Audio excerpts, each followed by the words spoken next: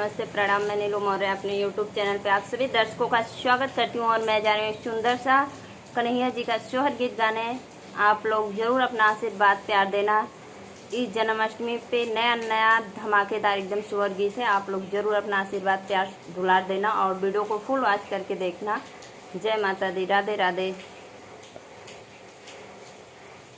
भादो महीना बड़ा पावन अति मन भावना हो, हे बहिनी देवकी के जना में कान्हैया महलिया उठे सोहर हो।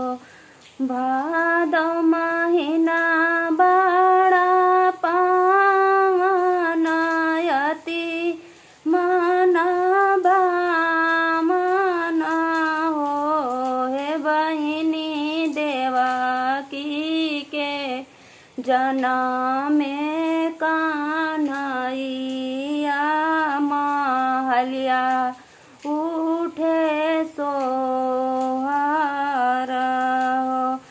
धन भैल मथुरा नगरिया त धन्य वासुदेवना हो, हे बहिनी धना हे बहिनी देवकी माने ही मूसका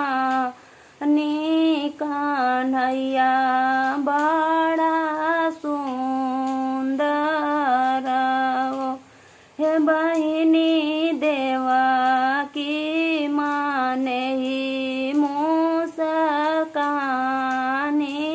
कान्हैया बड़ा सुंदर हो।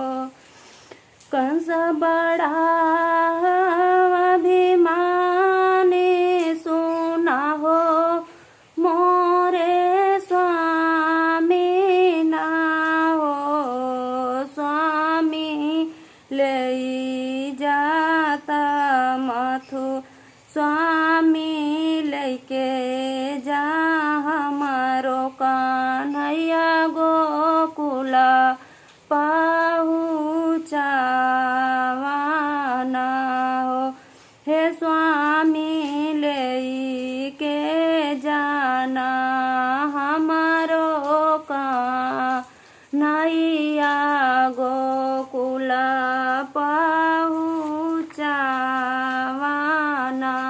हो। इतनी बचन वासुदेवा सुने न सुनाहु नहीं पावे न हो, हे बहिनी ले लिया न टोकरी में ललनावा गोकुला पहुँचावे न, हे बहिनी ले लिया न टोकरी कान्हैया के गोकुला पहुँचावे न। भादो महीना बड़ा पावन अति मन भावना हो, हे बहिनी देवकी के जना में कान्हैया मन हो महलिया उठे सो